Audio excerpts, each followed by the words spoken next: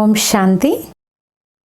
ప్రియమైన ఆత్మిక సోదరి సోదరులకు దివ్య దీపావళి శుభాకాంక్షలు. భారతదేశంలో మనం జరుపుకునే పండుగలలో అతి ప్రాచీనమైన పండుగ దీపావళి. ఇది ప్రతి సంవత్సరము ఆశ్వయుజ అమావాస్య రోజున జరుపుకుంటారు. అసలు దీపావళి పండుగను ఎందుకు జరుపుకుంటారు? ఈ రోజున దీపాలు ఎందుకు పెడతారు అనేది మనం ఇప్పుడు తెలుసుకుందాము. చిన్న పెద్ద అనే తేడా లేకుండా అందరూ ఆనందోత్సాహాలతో జరుపుకునేటటువంటి పండుగ. దీప అంటే దీపము, ఆవళి అంటే వరుస, దీపాల వరుస అని అర్థము. ఇంకా దీపము అంటే భాగ్యము, సంతోషము, శుభం, ఆశ, వెలుగు, ఇలా అనేక అర్థాలు ఉన్నాయి. అజ్ఞానాన్ని దూరం చేసేందుకు ధార్మిక కార్యకలాపాల్లోనూ మందిరాలలో పూజా పద్ధతిలో భ్రమించే వారికి దారి చూపించేందుకు గుర్తుగా దీపాలు వెలిగిస్తారు. చీకటిని వెలుగులు తరిమి కొట్టడాన్ని, చెడుపైన మంచి విజయాన్ని సాధించిన దానికి సంకేతంగా చెప్తారు. ప్రమిద అనగా శరీరము అని, దీపము అనగా ఆత్మ అని అర్థము. ఈ పండుగ రోజు పూజ చేసి కొంచెం పెద్ద ప్రమిదలో ఒక దీపాన్ని వెలిగించి ఆ దీపము ద్వారా అనేక దీపాలు వెలిగించడం జరుగుతుంది. మొట్టమొదటగా వెలిగించినటువంటి ఆ జ్యోతి నిరాకారుడు పరంజ్యోతి స్వరూపుడైన పరమాత్మకు గుర్తు. మిగతా జ్యోతులన్నీ ఆత్మలకు గుర్తు. ఇది ఆత్మ మరియు పరమాత్మల మధ్య జరిగే సంబంధాన్ని తెలిపేటటువంటి పండుగ. గీతా మహావాక్యం అనుసారంగా చూసినట్లయితే యదా యదా హి ధర్మస్య గ్లానిర్భవతి భారతః అభ్యుత్థానమన ధర్మస్య తదాత్మానం సృజ్యామ్యహం. ఎప్పుడైతే ధర్మానికి గ్లాని జరుగుతుందో, అధర్మం అనేది పెరిగిపోతూ ఉంటుందో, అప్పుడు తిరిగి ధర్మ సంస్థాపనార్థం నేను భారత పొడమిపైన అవతరిస్తాను అని భగవానుడు బోధించిన విధంగా ప్రస్తుతం నిరాకారుడైన పరమాత్మ ఈ పవిత్ర భారతావనిలో అవతరించి మన ఆత్మరూపీ దీపాలను వెలిగించేటటువంటి దివ్య కర్తవ్యాన్ని చేస్తూ ఉన్నారు. దీనికి గుర్తుగానే మనం దీపావళి పండుగను జరుపుకుంటూ ఉన్నాము. ఈ దీపావళి పండుగకు ముందు రోజు నరక చతుర్దశిని జరుపుకుంటారు. మొదట దీపావళి కథను క్లుప్తంగా తెలుసుకుందాము. పూర్వం నరకాసురుడు అనే ఒక రాక్షసుడు అందరినీ హింసిస్తూ ఉండేవాడు. ఎవరి ఇంటిలో అయితే దీపపు కాంతి కనిపిస్తుందో వారి ఇంటిపైన దాడి చేసేవాడు. దీని కారణంగా ఎవరూ తమ ఇళ్లలో దీపాలు వెలిగించుకునేవారే కాదు. అప్పుడు శ్రీకృష్ణుడు సత్యభామ సహాయంతో ఆ రాక్షసుణ్ణి సంహరించాడని, అప్పటి నుండి అందరూ తమ ఇళ్లలో దీపాలు వెలిగించుకుంటూ ఉన్నారని పురాణ గాథల్లో చెప్తూ ఉంటారు. కావున ఆ రోజున ఇల్లు వాకిళ్లను శుభ్రం చేసుకుని తరువాత రోజు దీపాలు వెలిగించి లక్ష్మీదేవిని పూజించి సంతోషంతో మిఠాయిలు పంచుకుంటారు. వాస్తవానికి దీని యొక్క ఆధ్యాత్మిక రహస్యాన్ని మనం ఇప్పుడు తెలుసుకుందాము. అసురీ గుణాలు కలిగినటువంటి నరుడే నరకాసురుడు. కామ క్రోధాది విషయ వికారాలతో కూడినటువంటి మురికి ఎప్పుడైతే సమాప్తం అయిపోతుందో అప్పుడే మనలో ఉండేటటువంటి అజ్ఞానం అనే చీకటి కూడా సమాప్తమయ్యి ఆత్మరూపీ దీపము ఒక దివ్యమైనటువంటి జ్యోతి వలె వెలుగుతుంది.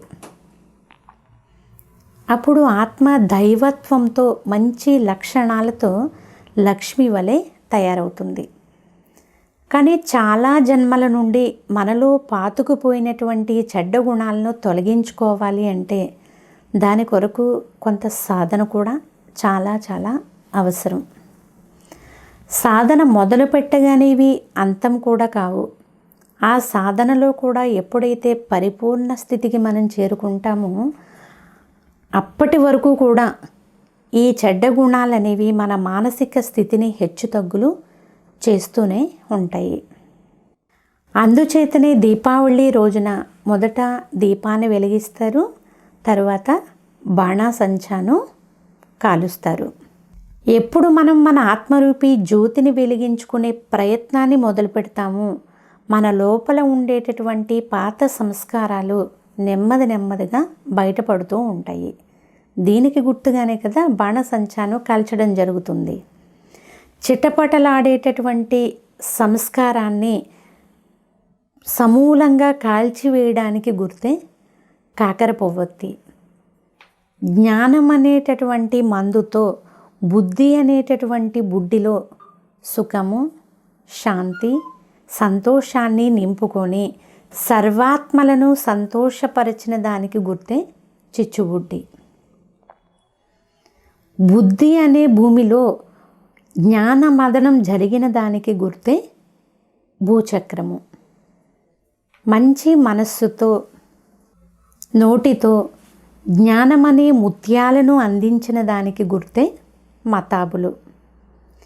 చాలా ఉన్నతమైన స్థితిలోనికి వెళుతూ అనేక మంది ఆత్మల యొక్క జీవితాలలో ఎవరైతే సంతోషాన్ని నింపేటటువంటి సేవ చేస్తూ ఉంటారో దానికి గుర్తే తారాజువ్వలు.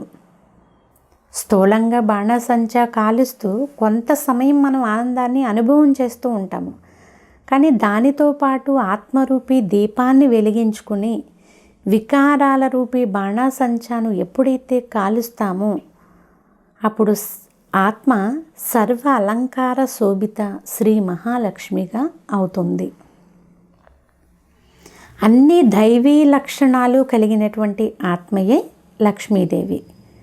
మరి లక్ష్మీ పూజ చేయాలి అంటే చాలా శుచి శుభ్రత ఉండాలి అని అంటారు కదా.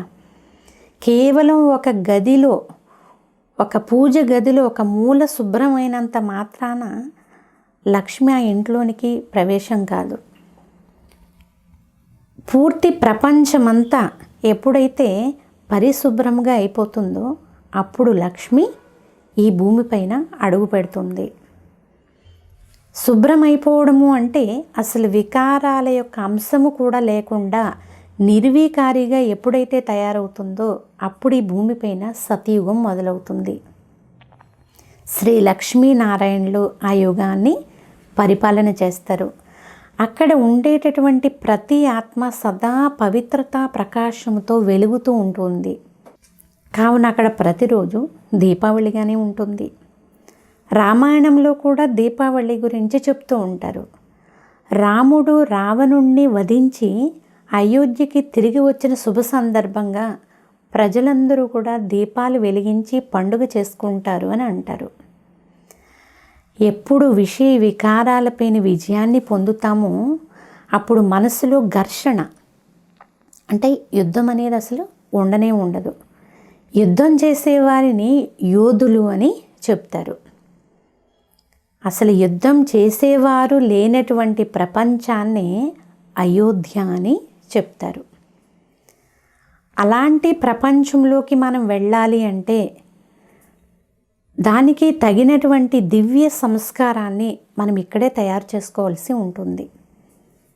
చెప్తారు కదా, ఎలాంటి విత్తనాన్ని పాతి పెడతామో అలాంటి ఫలాలే వెలువడతాయి అని.